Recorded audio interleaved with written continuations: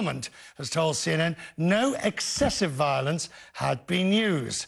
In an exclusive interview from the Prime Minister's office, Kyriakos Mητσοτάκης told me where he thinks the real problem lies. What we're dealing with is not really a migration or a refugee problem. It's a conscious attempt by Turkey to use migrants and refugees as geopolitical pawns to promote its own interests. The people who try to cross into Greece are not people who come from Syria. They don't come from Idlib. They've been living in Turkey for a long period of time. Most of them talk Turkish fluently. They've been fully supported by the Turkish government in terms of the Turkish government providing transfer for them to get to the border. And of course, Greece is doing what any sovereign state has a right to do to protect its border for any illegal crossings. This is what we have been doing. This is what we will continue to do. Now, obviously, we have seen over the past hours increased tension on the borders. There have been attempts to actually burn down the fence that we have. There have been numerous attempts to throw tear gases on our troops. So I'm afraid this is a constant and very systematic provocation on Turkey's behalf, which has nothing to do with the plight of these people. They're being used by Turkey, and this is, the result is the scenes that you currently see on the Greek-Turkish border. That may be the cause as seen, but the result is that you are the ones getting, to some extent, the blame and the bad reaction when we see the sort of pictures that we saw last week, where it is your forces of one sort or another who are engaged in stopping them, and it creates ugly scenes, and you get the blame. Well, I don't see why we should be getting any blame for something we've publicly stated we will do. We have every right, Richard, to protect our borders, and this is exactly what we do. We were not the ones who initiated this crisis. We were not the ones who encouraged people to cross into Greece illegally. And frankly, something, this is a country that has, over the past years, accepted hundreds of thousands of migrants and refugees.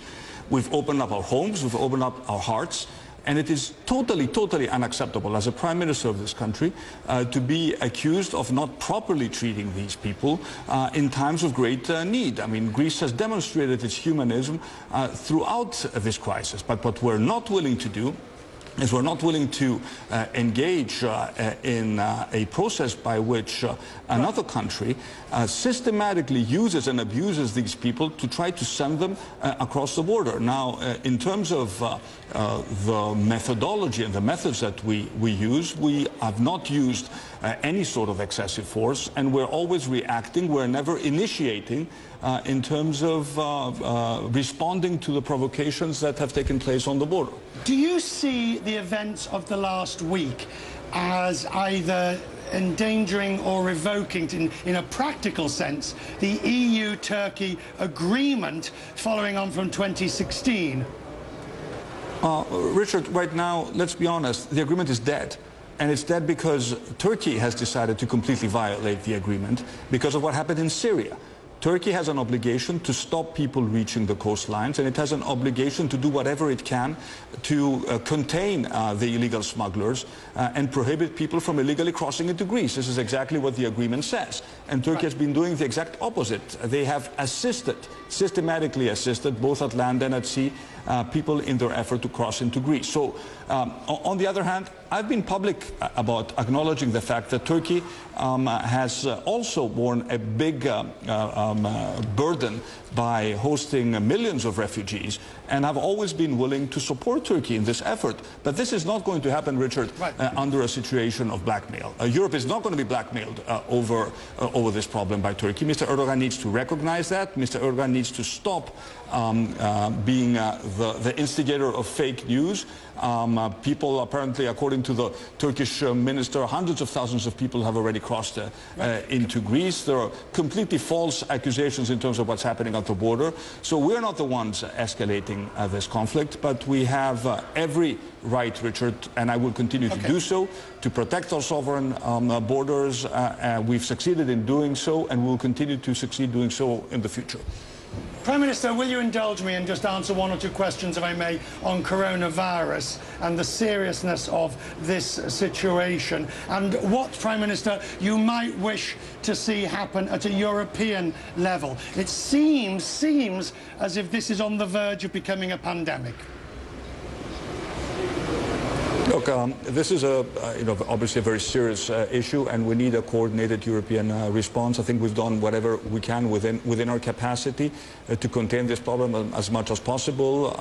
We haven't had a single death yet in Greece from coronavirus, but we know that this is a problem that is going to spread. Obviously, coordination at the European level would be most welcome, but this is also a question of speed, and every member state needs to assess its own peculiarities and address the problem speedily and by taking the necessary measures. Where I think we need more European response is in mitigating the economic consequences of this outbreak. It is very clear, Richard, we've discussed this before, that even before the coronavirus hit us, monetary policy has reached its limits, and this is a time to take a hard look at how fiscal policy can help us alleviate the pressures on growth that will inevitably occur as a result of this outbreak. So where I expect more European coordination is clearly on the financial, on the economic side, where I do hope that the next Eurogroup is going to be more proactive in terms of containing the economic damage, which inevitably will occur as a result of this outbreak. Now, on the first part of our interview concerning the migrants crossing from Turkey, we've received this response from Turkey's communications director, who has responded, and I'll read it in full. We categorically reject Prime Minister Mitsotakis' allegations, and we are deeply concerned about the ill treatment of and use of lethal force against refugees by his country's law enforcement and border security agents. Turkey hosts more refugees than any other country, and it has been a bulwark against irregular migration from Syria and elsewhere.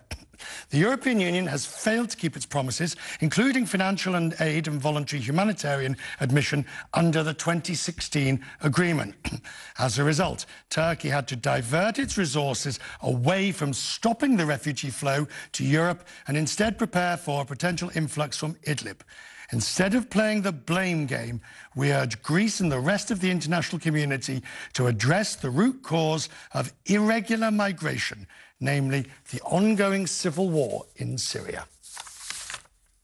As the coronavirus continues to spread, many companies are not prepared for this kind of crisis. We'll discuss the ways they can cope with prolonged disruption in just a moment.